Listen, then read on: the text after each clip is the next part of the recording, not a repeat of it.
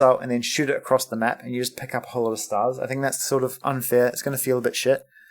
But if you're able to knock the stars about and bounce them off walls, that's really skill testing, and also it's chaos, right? And that like multiplayer chaos I think is fun. Okay, so let's have a look at this missile code. So the problem here is we've got not enough base initial impulse. So I'm actually going to triple it. And then let's have a look. So our initial impulse is just as the initial multiplier.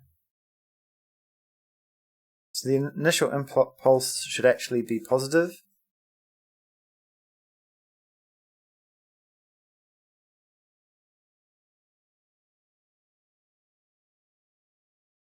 And then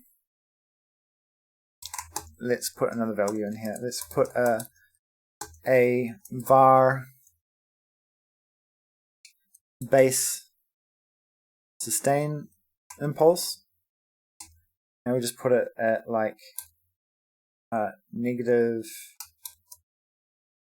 0.2.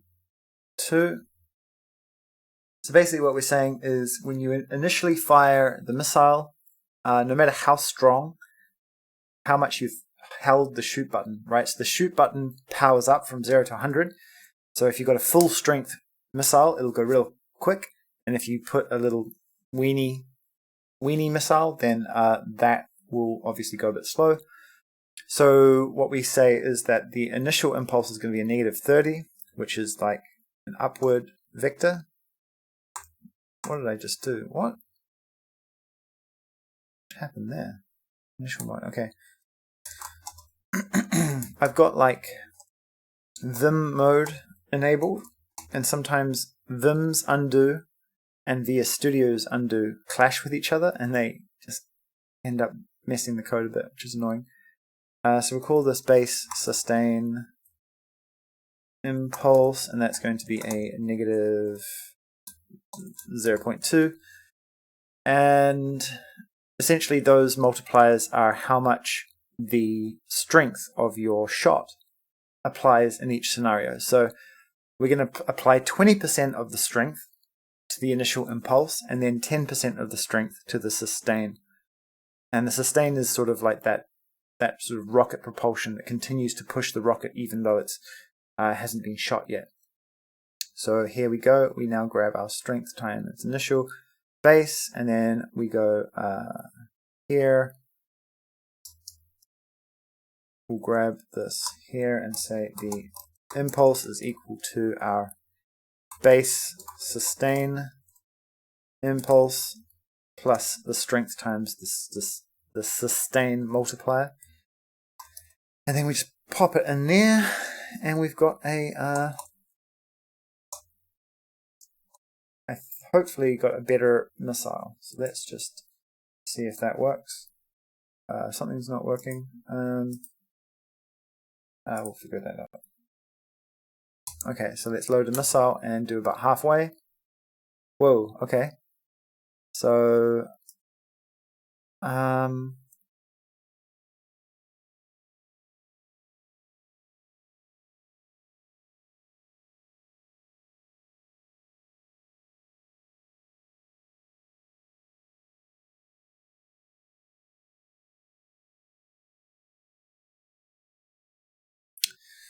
that was odd. It was almost like that sustain.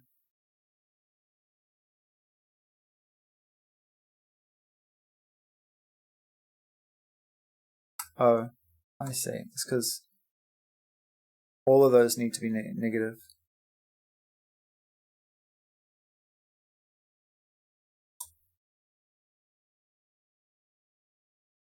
Right, yeah. Because we're adding, not subtracting. Okay, cool. So if I push my missile, let's try at full speed what it feels like. So at full speed, smack, smack, smack. Boosh. That feels quite good actually. I quite like that. Let's fire it at an angle and see how it bounces. Smack. Smack. Yeah, I like it. Okay, so that was full speed, and then let's just do like a little weenie one. That almost feels too slow, doesn't it?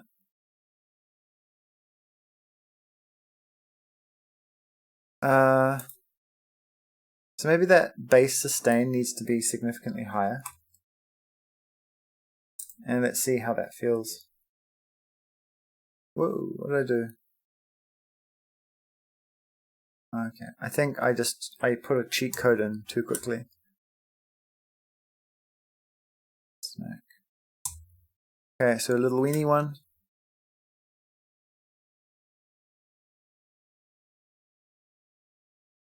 I think we might implement an invincibility timer on the missile as well.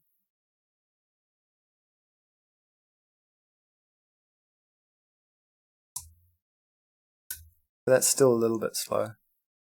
Okay, so let's bump that up. Let's maybe double that and bring the multiplier down, but the sustain up.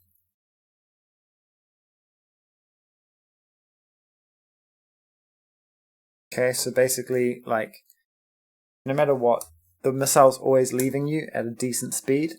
So that's the slowest speed. I think that's probably as slow as could possibly be acceptable. Smack.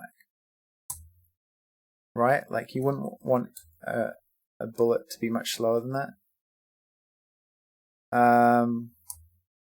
Let's see if we can bang into our own bullet once we shoot it. So, yeah, and then we lose a star. Cool, alright. What else? What else?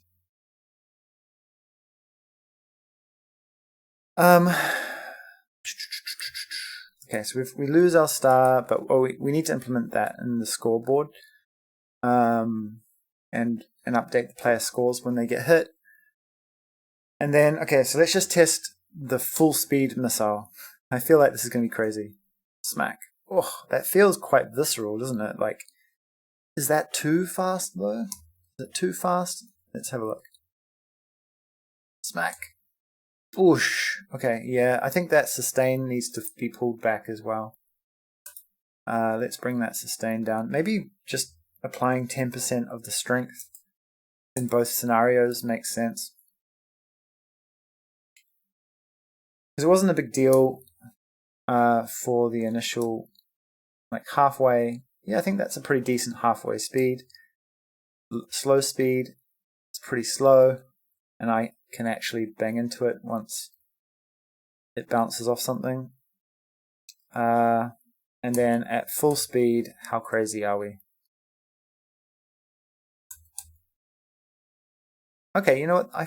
I feel like that's maybe good. I don't want it to be too fast. Like, I want players to have a chance to be able to, like, avoid it, even at full speed.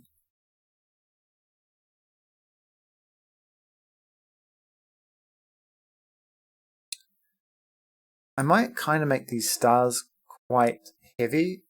I think it will change. Ooh. No, okay, hold on. So what we actually want to do, right, is we want to make the mass, like, absolutely tiny. Maybe even like 0, 1.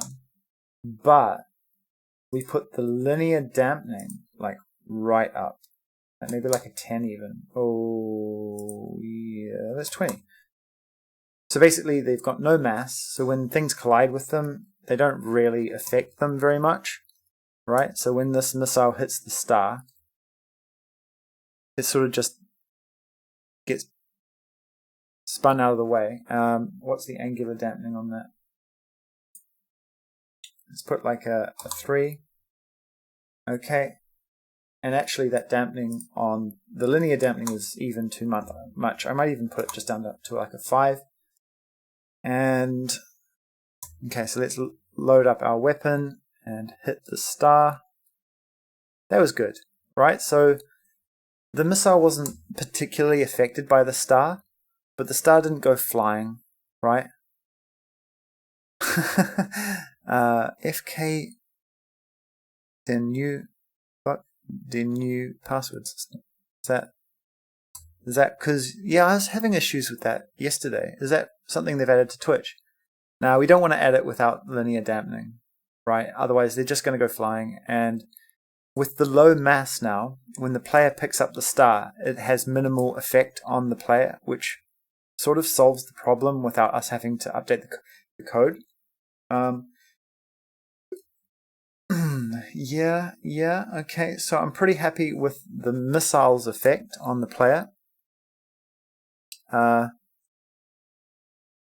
spin, the slide mechanic maybe has too much linear dampening. So like if we try and slide around this corner, I won the level. Okay, let's try and slide around this corner. Yeah, almost.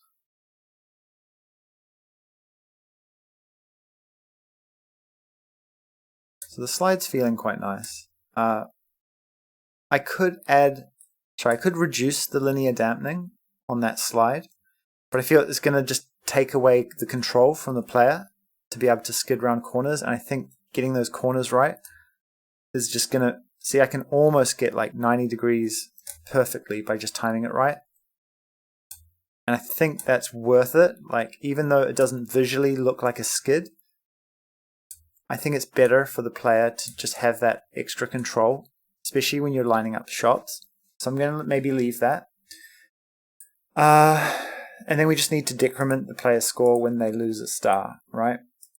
And that should be pretty easy to do. So let's jump back over here and say on hit by missile, if you don't have a star, well, too bad. We need to implement that. So if we grab our, do we have an,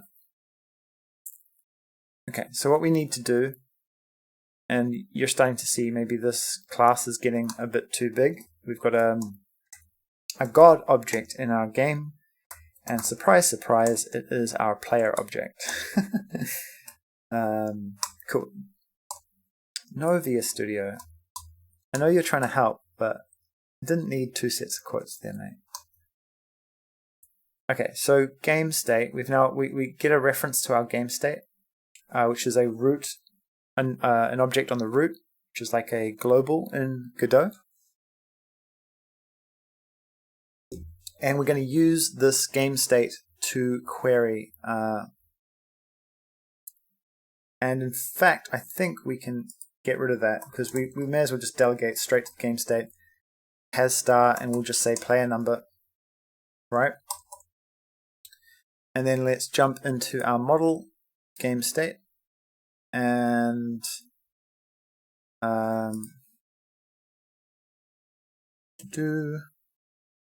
let's set up a public API section at the top of this class, and all of this stuff here is going to be our callbacks.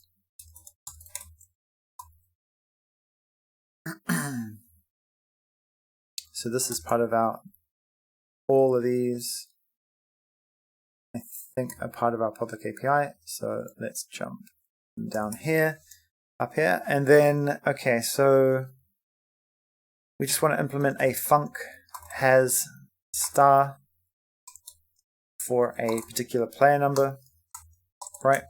And it's easy. We just return if scores of the player number -1 is greater than 0.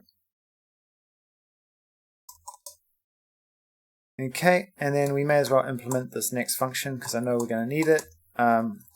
Remove star from player number, and here we can just say if has star player number, and in fact let's just do an early return. So if the player doesn't have a star, we don't give a shit, nothing happens. Otherwise we will say that the scores of the player number -1 is -equal to 1.